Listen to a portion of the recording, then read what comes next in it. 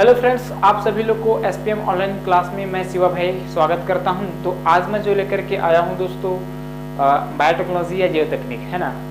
तो दोस्तों ये जैव तकनीक को हम बिल्कुल एक बेसिक कॉन्सेप्ट के जो आधार पर हम पढ़ने का हम प्रयास करेंगे, जो कॉम्पिटिटिव एग्जाम में जो जिस तरह के ये प्रश्न पूछे जाते हैं। ठीक है, तो चलिए दोस्तों हम प्रारंभ करते हैं। जैसा कि आप जानते हैं कि इस बायोटेक्नोलॉजी या जैव तकनीक का उपयोग प्राचीन काल से ही है ना इसका चलता आ रहा है ना। जैसे कि अगर हम बात करें 8000 ईसा पूर्व में अगर हम देखें तो लोगों के द्वारा जो बीज को जो है ना संग्रहित किया जाता था, फिर उसके बाद दोस्तों क्या किया जाता था, बुआई किया जाता था। इसके साथ साथ आप देखेंगे कि मेसोपोटामिया के लोग है ना मवेशियों में प्रजनन के दर को सुधार करने के लिए क्या करते थे दोस्तों, प्रजनन किया करते थे है ना। तो इसके साथ आप देखेंगे कि 6000 ईसा पूर्व में है ना 6000 ईसा पूर्व में दोस्तों जो फर्मेंटेशन या किण्वन विधि के द्वारा एल्कोहल का निर्माण करना, फिर बियर का निर्माण करना है ना। इसके साथ आप देखेंगे कि ईस्ट के जो माध्यम से या फर्मेंटेशन विधि के द्वारा ब्रेड का निर्माण करना है ना। तो कहीं ना कहीं दोस्तों अगर हम देखा जाए तो प्राचीन काल में भी ये जो बायोटेक्नोलॉजी या जैव तकनीक का जो उपयोग देखने को मिलता है। ठीक है, तो अगर हम बात करें दोस्तों इस बायोटेक्नोलॉजी है ना, सर्वप्रथम जो इस वर्ड का जो उपयोग किया गया दोस्तों वो हंगरी के एक है ना वैज्ञानिक थे, जिसका नाम है दोस्तों कार्ल इटेके ने जो है ना इस वर्ड का उपयोग किया था है ना। तो दोस्तों अब बात आती है कि एक्चुअल में ये बायोटेक्नोलॉजी या जैव तकनीक होता क्या है ना। दोस्तों जैव तकनीक विधि वह विधि है जो है ना कोई भी जो सजीव या उनसे जो बनने वाले जो उत्पाद, चाहे आप चिकित्सा के क्षेत्र हो है ना, चाहे आप कृषि के क्षेत्र हो, चाहे आप उद्योग के क्षेत्र हो है ना, तो उन क्षेत्रों के लिए दोस्तों क्या है उन क्षेत्रों में अगर देखा जाए तो उपयोगी मानव कल्याण के लिए जो उपयोगी जो पदार्थ जो बनाया जाता है दोस्तों उसे हम कहते हैं बायोटेक्नोलॉजी या जैव तकनीक है ना। तो दोस्तों जैव मतलब जीव या सजीव, ठीक है। उसके बाद दोस्तों दूसरा जो वर्ड होता है तकनीक या उपकरण। जैसे आप लोग को दोस्तों मैं एक एग्जाम्पल के थ्रू समझाने का मैं प्रयास करता हूँ। जैसे दूध है ना, क्या है दोस्तों, दूध है। तो दूध से क्या क्या जो प्रोडक्ट बनता है, जैसे कि आप देख लीजिए दूध से क्या बनता है, दही बनता है ना, दही बनता है। उसके बाद दूध से ही क्या बनता है दोस्तों, मक्खन बनता है ना। तो आप जानते हैं कि दूध से ही दोस्तों आप जानते हैं कि है ना मिल्क चॉकलेट भी बनता है। तो एक तरह से देखें दोस्तों इस दूध से है ना इसके जो बनाने के लिए दूध से क्या मक्खन, फिर दूध से मक्खन, फिर दूध से दही, इनको बनाने के लिए जो है अलग अलग जो तकनीक की तो आवश्यकता होगी ही ना है ना। उसी तकनीक को हम क्या कहते हैं दोस्तों, जैव तकनीक या बायोटेक्नोलॉजी कहते हैं है ना। जिस पदार्थ को उपयोग कर है ना, जिस पदार्थ को उपयोग कर या अलग अलग जो तकनीक या उपकरण के जो माध्यम से उसको जो बदलना जो मानव कल्याण के लिए उपयोगी हो। तो अगर हम बात करें इसका जो क्षेत्र दोस्तों काफी है ना, हर एक क्षेत्र में जो है ना इसका जो उपयोग है दोस्तों अलग अलग होता है। जैसे कि अगर मैं बात करूं, अगर हम केमिकल बायोटेक्नोलॉजी के अगर अंतर्गत हम देखें दोस्तों, जैसे उसमें अगर हम देखें है ना, या जो मानव कल्याण के अगर देखें, जैसे कि सूक्ष्म जीव है ना, सूक्ष्म जीव एवं जो है ना कोशिका संवर्धन के माध्यम से जो मानव कल्याण के लिए किया जाने वाला जो कार्य है ना वह क्या कहलाता है दोस्तों, है ना बायोटेक्नोलॉजी या जैव तकनीक कहलाता है। तो इस तरह से आप भी लिख सकते हैं, इसमें कोई दिक्कत नहीं है ना। तो दोस्तों अब बात करते हैं कि इस है ना इस जैव तकनीक के जो बायोटेक्नोलॉजी का अगर हम स्थापना का जो अगर प्रारंभ देखें दोस्तों, आप जानते हैं कि लीड्स सिटी काउंसिल इंग्लैंड है ना, ये क्या है दोस्तों एक संस्था है जो 1920 में जो है ना प्रथम जैव तकनीक संस्थान जो है ना स्थापना किया गया। कहाँ पर किया गया दोस्तों, इसका इंग्लैंड में किया गया। इसी के चलते आप जानते हैं दोस्तों आगे जाकर के इसे क्या चेंज हो गया, 1978 में यूरोपीय जैव तकनीक में जो है इसका ये चेंज हो गया। उसके बाद आप जानते हैं एक संयुक्त राष्ट्र संघ है ना, संयुक्त राष्ट्र संघ के जो प्रस्ताव से दोस्तों अंतरराष्ट्रीय जीन अभियांत्रिकी एवं जैव तकनीक केंद्र की जो स्थापना कब हुआ दोस्तों, ये 1982 में हुआ। यह दोस्तों 69वें कांग्रेस अधिवेशन मैसूर के वैज्ञानिकों ने यह प्रस्ताव पेश किया था। तो अगर हम देखें दोस्तों इसका जो केंद्र है ना दो जगह पर है, तो याद रखिएगा ये दिल्ली में है और दोस्तों ये त्रिस्ता जो इटली में पड़ता है, ये दो जगह है ना अंतर्राष्ट्रीय जीन अभियांत्रिकी एवं जीव तकनीक केंद्र की जो स्थापना किया गया है। कहाँ पर? न्यू दिल्ली और त्रिस्ता इटली में है ना। तो ये जीव तकनीक का जो है स्थापना किया गया है। ठीक है, तो कब हुआ था दोस्तों? ये 1982 में हुआ था, राष्ट्रीय जीव तकनीक, है ना। तो ये उसके बाद मैं बात करूं दोस्तों, इस बायोटेक्नोलॉजी या इस जैव तकनीक या जो बायोटेक्नोलॉजी का जो स्कोप है या जो क्षेत्र है वो कहाँ पर है ना है, इसको हम देखते हैं। पहला अगर हम बात करें दोस्तों इसका जो स्कोप या क्षेत्र, जैसे कि आप देख सकते हैं जीन अभियांत्रिकी या जीन टेक्नोलॉजी, है ना। इस जीन टेक्नोलॉजी के अंतर्गत आप देखेंगे कि इसमें जो एंजाइम का जो निर्माण किया जा सकता है ना, फिर टीके का जो निर्माण किया जा सकता है। इसके बाद देखेंगे दोस्तों आप हार्मोन का जो है ना निर्माण किया जा सकता है ना। इसके साथ दोस्तों आप एंटीबायोटिक का उपयोग किया जा सकता है। दोस्तों मैं ये जीन अभियांत्रिकी का जो है इसके जस्ट आप लोग को मैं डिटेल से मैं बताने का मैं प्रयास करूंगा। ठीक, उसके बाद आप देखेंगे दोस्तों इसका स्कोप है बायोमास, है ना। बायोमास में तो आप देखेंगे दोस्तों एकल कोशिका का निर्माण किया जा सकता है, फिर प्रोटीन, एल्कोहल या जैव ऊर्जा का भी इसमें निर्माण किया जा सकता है। उसके बाद देखेंगे दोस्तों कोशिका संवर्धन। इस कोशिका संवर्धन के माध्यम से दोस्तों एंटीबॉडी या है ना एल्कोहल का भी इसमें एल्कोलाइट का उपयोग किया जा सकता है। दोस्तों आपको डाउट लगा होगा कि एक्चुअल में ये कोशिका संवर्धन होता क्या है। दोस्तों आपने जो यह कोशिका संवर्धन या उत्तक संवर्धन, है ना, तो इससे जो पहले भी मैंने बोला दोस्तों उत्तक संवर्धन। दोस्तों कोशिका संवर्धन या अगर हम उत्तक संवर्धन की अगर हम बात करें तो इसमें क्या होता है कि उसके लिए कोई आवश्यक जो पदार्थ या एक आवश्यक जो विलयन उसमें जो रखा जाता है। ठीक है, उसमें जो किसी भी चाहे आप प्लांट सेल का हो चाहे आप एनिमल सेल का हो, है ना, उस सेल या जो कोशिका छोटा सा टुकड़ा उस विलयन में जब डाल दिया जाता है दोस्तों, तो डालने के बाद क्या होने लगेगा उसमें है ना कोशिका विभाजन होने लगेगा। मतलब दोस्तों सेल ग्रो करने लगेगा, है ना। तो सेल ग्रो करने लगेगा मतलब दोस्तों इसमें क्या होने लगेगा, ग्रोथ होने लगेगा। जब उसके आवश्यक जो पोषक पदार्थ उसको जब मिलने लगे तो क्या करने लगेगा दोस्तों, वो कोशिका ग्रो करने लगेगा। तो इसी जो कोशिका उसे हम कहते हैं दोस्तों क्या, कोशिका संवर्धन। जैसे कि एग्जाम्पल के थ्रू मैं आप लोग को समझाने का मैं प्रयास करूंगा। जैसे कि दोस्तों आप जानते हैं, है ना, कोकोनट मिल्क आपने जो देखा होगा, है ना, तो उस कोकोनट मिल्क में क्या होता है, कैल्शियम कार्बोनेट होता है। उसमें कुछ आवश्यक जो है ना क्या होते हैं दोस्तों तत्व या मिनरल न्यूट्रिएंट होता है। तो उसमें कोई भी जो है दोस्तों प्लांट सेल का क्या सेल उसमें डाल दिया जाता है तो उसमें ग्रो करने लगेगा, है ना। उसका जो कोशिका दोस्तों विभाजित होने लगता है, तो उसे हम कहते हैं। यह एक साइंटिस्ट थे दोस्तों, उसका जो वैज्ञानिक का नाम तो पता नहीं, ठीक है। तो उन्होंने एक्सपेरिमेंट किया था, फिर एक्सपेरिमेंट के करने के बाद यहाँ पाया कि उसमें सेल डिवीजन होने लगता है, ग्रो करने लगता है। तो उसी हम कहते हैं दोस्तों क्या, कोशिका संवर्धन या उत्तक संवर्धन, है ना। तो दोस्तों सेल के जो समूह को ही हम क्या कहा जाता है, उत्तक कहा जाता है या टिश्यू कहा जाता है। तो उसी को कहते हैं दोस्तों उत्तक संवर्धन, है ना। तो इससे क्या एंटीबॉडी और एल्केलॉइड का निर्माण किया जा सकता है। एक्चुअल में दोस्तों ये एल्केलॉइड होता क्या है, जैसा कि आप जानते हैं दोस्तों किसी भी जो प्लांट में अगर देखा जाए या पौधों में अगर देखा जाए उसमें कुछ रासायनिक जो पदार्थ पाए जाते हैं। जैसे मैं आप लोग को बताने का मैं कोशिश करूंगा, जैसे कि नीम, है ना। तो नीम में क्या प्राप्त होता है दोस्तों, निम्बिडिन प्राप्त होता है ना। तो निम्बिडिन के पाए जाने की वजह से क्या होता है, थोड़ा एक कसैला होता है ना, जो महत्वपूर्ण जो इम्पोर्टेंट होता है, जो अनेक तरह के जो है ना मेडिसिन प्लांट का या मेडिसिन जो प्लांट के रूप में यूज किया जाता है, तो निम्बिडिन नामक जो एल्कोलाइड की वजह से ही किया जाता है ना। इसके साथ आप और देखेंगे दोस्तों जैसे कि केसिया फिस्टुला, है ना। तो केसिया फिस्टुला में भी दोस्तों क्या पाया जाता है, एक केसिन नामक एल्कोलाइड जो पाया जाता है, जिसके कारण से उसका उपयोग किया जाता है। जैसे कि आप देखेंगे दोस्तों हरा में क्या पाया जाता है, हरा में भी दोस्तों आप जानते हैं उसमें केसिन, है ना, पाया जाता है। ये क्या है दोस्तों, एक्चुअल में अगर देखा जाए तो ये एल्केलॉइड्स के जो नाम है ना। तो इसको आप याद रख सकते हैं, एल्कोलाइड्स। उसके बाद आप देखेंगे दोस्तों फर्मेंटेशन। आप जानते हैं कि दोस्तों फर्मेंटेशन है किल्वन, है ना। इससे एल्कोहल का निर्माण किया जा सकता है, बियर का निर्माण किया जा सकता है ना।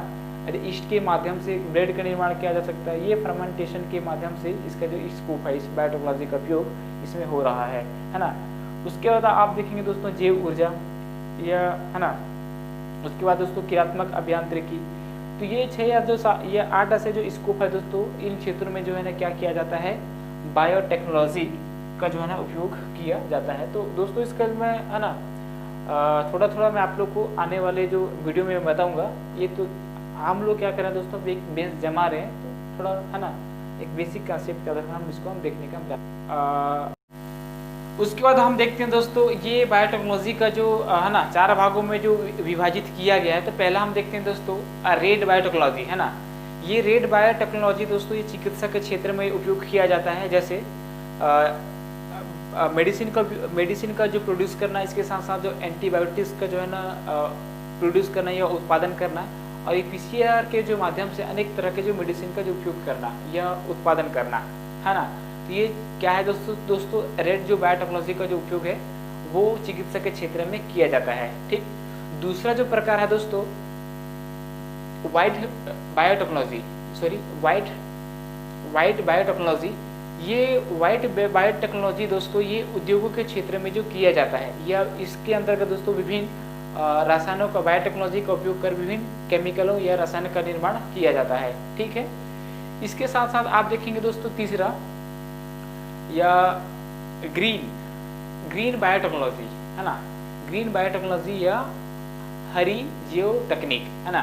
तो इसके अंतर्गत दोस्तों ये कृषि के क्षेत्र में इस जैव तकनीक का जो है उपयोग किया जाता है, जैसे कि अनेक जो बायो फर्टिलाइजर्स व इसके अंतर्गत जो बायोटेक्नोलॉजी का जो उपयोग कर, जैसे कि अनेक तरह के जो यह उन्नतशील प्रकार के जो है ना फसलों का जो है इसमें उत्पादन करना है ना।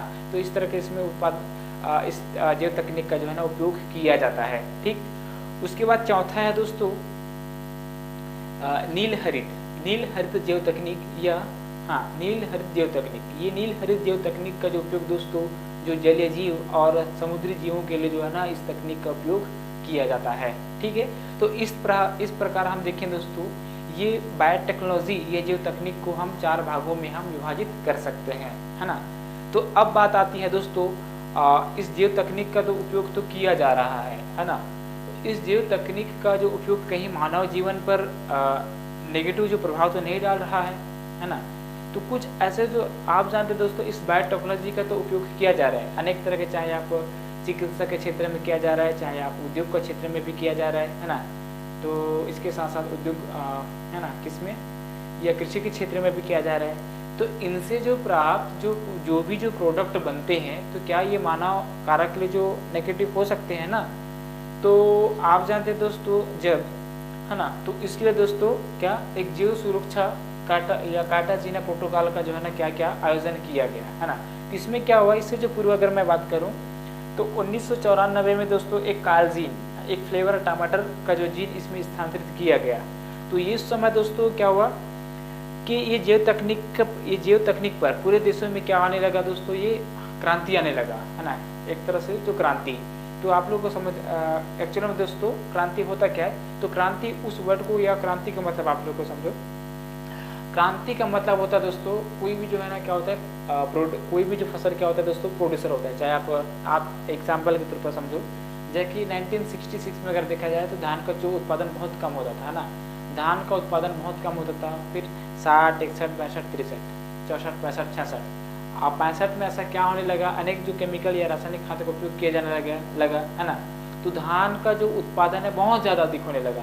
तो एक तरह से दोस्तों है ना अचानक तरीके से जो है ना उत्पादन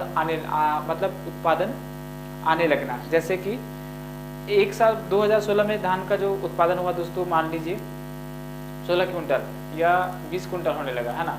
फिर 17 में क्या होगा 20 से सीधा 40 क्विंटल। एक तरह से दोस्तों अचानक, है ना, उसके जो क्विंटल में वृद्धि हो जाना, अचानक किसी भी जो पदार्थ का जो प्रोड्यूसर हो जाना, तो उसको हम बोलते हैं दोस्तों क्रांति आना, ठीक है।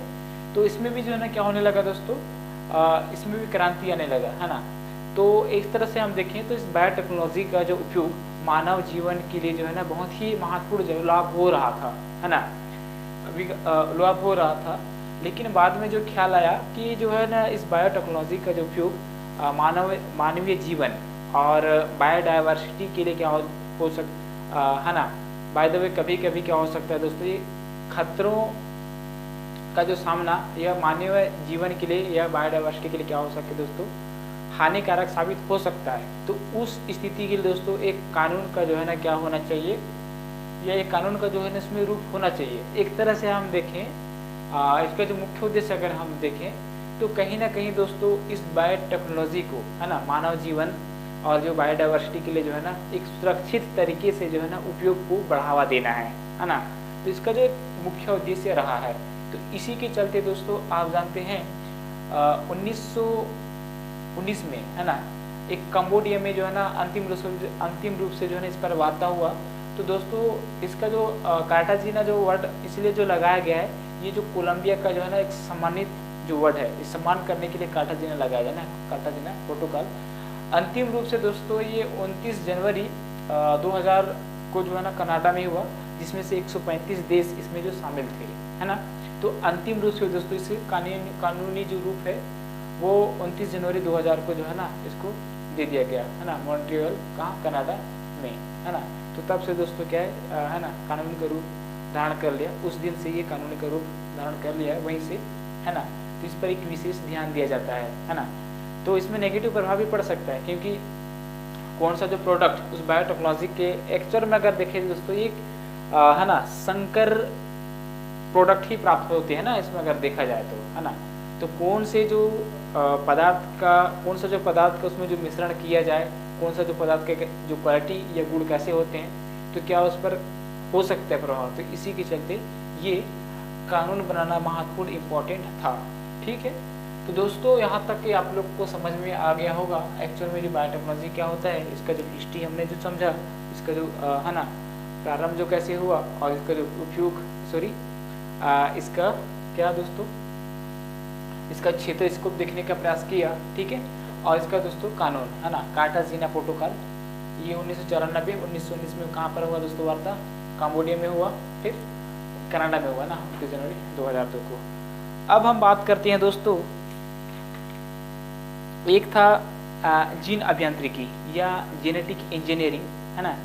तो दोस्तों आप जानते हैं कि अगर चलो इसी में बात कर लेते हैं दोस्तों, जेनेटिक इंजीनियरिंग या जीन अभियांत्रिकी होता क्या एक्चुअल में दोस्तों। आप जैसा कि आप जानते हैं, इससे जो पहले वीडियो में भी मैं आप लोग को बता चुका हूँ कि एक्चुअल में जो जीन होते क्या है। जिन लोगों ने यहाँ वीडियो नहीं देखा है ना, तो प्लेलिस्ट में जाकर के जो है ना जीन का मैं जो अलग से जो वीडियो बनाया हूँ उस पर जरूर देख लेंगे, और जेनेटिक्स पर भी मैंने जो बनाया है। तो जीन जैसा कि आप जानते हैं दोस्तों एक्चुअल में अगर देखा जाए तो अनुवांशिकी का जो है ना क्या होता है दोस्तों, ये मुख्य क्या होता है ना। तो जीन दोस्तों एक जीव से दूसरे जीव में जो है ना अनुवांशिक पदार्थों को जो है ना एक्चुअल में देखा जाए तो ये जाने का जो काम करते हैं, किसके माध्यम से, ये क्रोमोसोम के जो माध्यम से ये जाने का जो काम करते हैं है ना। तो दोस्तों अगर हम बात करें ये जीन दोस्तों अभियांत्रिकी के द्वारा है ना, यह जीन टेक्नोलॉजी।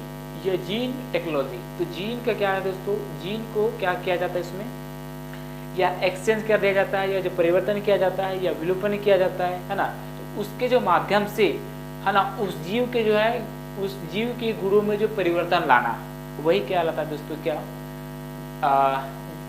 जेनेटिक इंजीनियरिंग या जीन इंजीनियरिंग या जेनेटिक इंजीनियरिंग कहलाता है। जैसे अगर मैं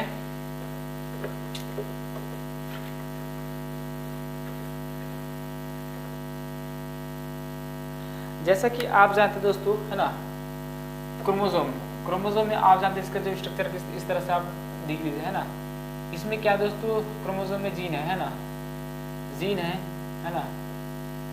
इसके जो जीनों को दोस्तों क्या किया जाता है, इसमें जो हटा दिया जाता है ना, हटा दिया जाता है, या फिर दूसरे जो क्रोमोसोम के जीन को दोस्तों इसमें जो है ना ऐड कर दिया जाता है या प्रत्यारोपित कर दिया जाता है ना।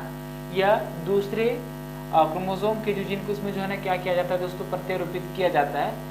तो कहीं ना कहीं जब ऐसा जो करने से तो कहीं ना कहीं क्या होगा दोस्तों, उस जीव के जो गुणों में परिवर्तन तो होगा, चेंज तो होगा ना। तो उसको हम कहते हैं दोस्तों जेनेटिक इंजीनियरिंग है ना, जेनेटिक इंजीनियरिंग हम कहते हैं, या आनुवंशिक गुणों में जो परिवर्तन कहते हैं। ठीक है, तो इसका भी दोस्तों है ना, इसका भी अगर हम देखें तो फसलों के जो अच्छे विकास के लिए, फसलों के जो गुणों में परिवर्तन के लिए किया जाता है। और इसके साथ साथ दोस्तों मवेशियों जो पशुओं में भी है ना अच्छे नस्ल वाले क्या किया जाता है दोस्तों, अच्छे नस्ल वाले जंतुओं का जो प्रजनन में भी जो है ना इसका उपयोग किया जाता है। ठीक है, इस जेनेटिक इंजीनियरिंग का उपयोग। इसी में आप देखेंगे दोस्तों डीएनए रिकॉम्बिनेंट, इसको आप समझ लो, है ना। डीएनए रिकॉम्बिनेंट पर अगर हम बात करें दोस्तों, इसका जो स्ट्रक्चर कैसा होता है, इस तरह से आप देखेंगे डीएनए रिकॉम्बिनेंट को आप यहीं पर समझ लो। इस तरह से आप डबल हेलिक्स आप लोगों ने देखे होंगे, है ना। तो इसमें भी क्या होता है दोस्तों, आप जानते हैं इसमें भी कुछ एक निश्चित जो क्रम में क्या होते हैं दोस्तों, बेस जो क्रम होता है, जैसे कि थायमीन होता है, एडेनिन होता है ना, फिर यूरेसिल होता है ना। इसमें भी आप देखेंगे एडेनिन, ग्वाइनिन, थायोनिन। ठीक है, तो इस तरह से दोस्तों इसका जो प्रोटीन का जो क्रम होता है दोस्तों, एक बिल्कुल बेस क्रम में होते हैं। तो इनके जो इसके जो क्रम को भी इसमें क्या किया जाता है दोस्तों, चेंज किया जाता है ना। इसके जो क्रम में भी क्या किया जाता है दोस्तों, चेंज किया जाता है। तो इसके जो है ना जेनेटिक जो गुण में भी, इसमें भी दोस्तों डीएनए के जो गुण में भी क्या होने लगता है दोस्तों, ये चेंज होने लगता है ना। हेलिक्स में जो पाए जाने वाला जो नाइट्रोजन बेस, जैसे कि दोस्तों प्यूरिन और पिरिमिडिन के रेखीय क्रम में नाइट्रोजन बेस पिरिमिडिन के अर्थात क्रम के द्वारा, है ना, रेखीय क्रम के द्वारा। और यहीं पर दोस्तों क्या क्या था, इसी के अंतर्गत दोस्तों आप जानते हैं, इसके अंतर्गत जो है ना एक डीएनए के जो है ना नाइट्रोजन बेस और दूसरे डीएनए के जो है ना नाइट्रोजन बेस को इसमें जो है ना क्या किया जाता है दोस्तों, है ना, इसमें जो एक वेक्टर होता है दोस्तों जिसका नाम है प्लाज्मिड, है ना, प्लाज्मिड। इसी जो प्लाज्मिड के जो माध्यम से दोस्तों यहाँ के जो डीएनए के जो नाइट्रोजन बेस और यहाँ के जो नाइट्रोजन बेस को क्या किया जाता है, या स्थानांतरित किया जाता है, किसके माध्यम से, इस जो प्लाज्मिड के जो माध्यम से, है ना। तो प्लाज्मिड वेक्टर देखा जाए तो एक तरह से एक वेक्टर ही होता है ना, एक तरह से क्या होता है दोस्तों, वेक्टर या वाहक मतलब दोस्तों किसी भी जो जेनेटिक जो पदार्थ को ले जाने वाला को हम क्या कहा जाता है दोस्तों, है ना, वाहक कहा जाता है। तो इसमें जो वाहक दोस्तों प्लाज्मिड है, और इसके साथ दोस्तों एक स्टीरेर कोलाई जो बैक्टीरिया भी होता है इसमें नहीं है ना।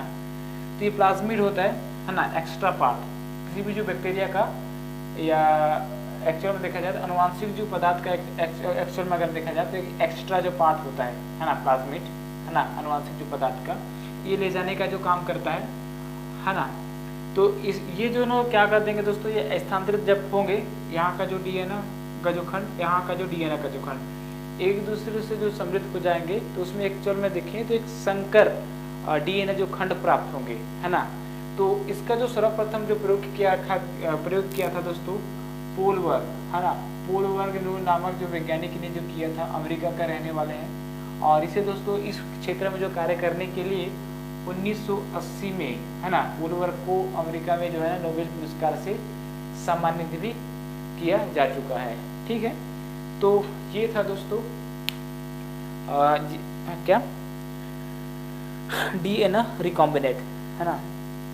तो ये वाहक जीव या है ना प्लाज्मिड या जीवाणु में आरोपित करते हैं। तो इसमें प्लाज्मिड एक्चुअल में क्या है, जीवाणु के अंदर पाया जाने वाला डीएनए, है ना दोस्तों। ये जो स्टीरेर कोलाई बोल रहा हूँ ना, स्टीरेर कोलाई जीवाणु है ना, स्टीरेर कोलाई, इसी के अंदर क्या पाया जाता है, प्लाज्मिड, जो वेक्टर के द्वारा वो कार्य करता है।